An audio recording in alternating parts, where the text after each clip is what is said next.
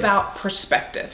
One time I went mountain climbing. Now, don't let this rugged girl fool you. I'm really not that outdoorsy. I actually am very afraid of heights, and I prefer to camp inside of a hotel versus outside. It's just something about dying by bear attack. That's a side note.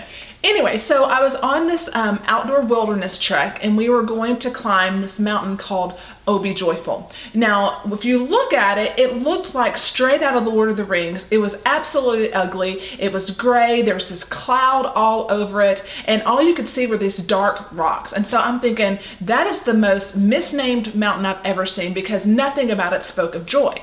And so we get up there and we start climbing, and it's not technically difficult, but you could not see anything because there was such a cloud around you. And so my fear began to set in because I couldn't see where I was going, and the only thing I could do was listen to the guide before me as she would say, take a step here, take a step here, put your hand here. And so I'm trying to listen and obey my guide, but the full time I'm having a full-blown meltdown because I'm afraid and I can't see, and I have the last bit of joy in the entire world. And so finally I get to the top, and we're sitting really in the midst of this cloud, and you can't see anything. And all of a sudden the wind begins to blow, and this cloud begins to disappear. And when the cloud begins to disappear, you have this 360 panoramic view of the most exquisite, beautiful valley I've ever seen in my life. And the first word I thought was joy. It was unbelievable, overwhelming joy after conquering what we conquered, and then to see that view.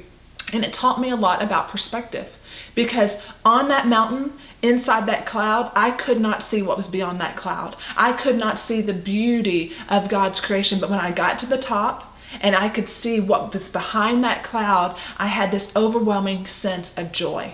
Now, today's verse talks about that kind of perspective. It talks about the perspective we have of our trials and our suffering and of our pain when we understand it from the perspective of God's sovereignty.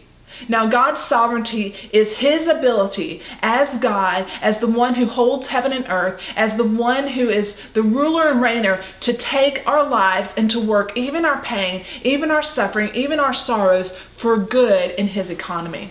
Now, this is one of those verses that most people have heard, many people have memorized, but if you have not, let me encourage you, because it is like a B12 shot to your life when you need it, and it's Romans 8:28. It says, and we know that God in all things works for the good of those who love Him, who have been called according to His purpose. God is working all things. What is your all things? Fill in the blank. Could it be an illness? Could it be unemployment? Could it be a divorce? Could it be a setback? Could it even be your own sin? God works all things, what? For the good of those who love Him and those who are called according to His purpose. One of the greatest examples of this is Joseph from the Old Testament. Joseph was rejected by his own family. They left him for dead. They sold him into slavery. He went to be a slave in Egypt, and from being a slave, God promoted him to be the prince over Egypt in a time there was such great famine in the land. And as a result, his own family, even though they didn't even know he was still alive, came begging for food to the brother that they had rejected and abandoned and left for dead and sold into slavery. And God had worked even the sin of his brothers for the good of that entire nation by taking what man intended for evil, but working it for good. God does that. Only God can do that in our lives when we take all of us and enfold and entrust ourselves to Him, and take even our sin, our mistakes, everything that has happened to us, and we give it to Him and say, God, do your thing in my life. Work this for good. The most beautiful example is God's own Son.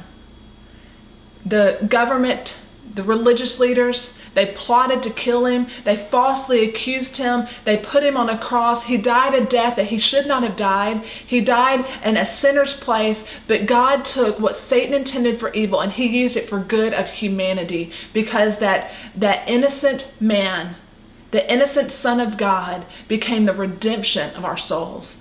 God works all things for good for those who love Him and who are called according to His purpose. And I pray that this word is such an encouragement for you because your times are in his hands and he alone can take that thing and make it something beautiful.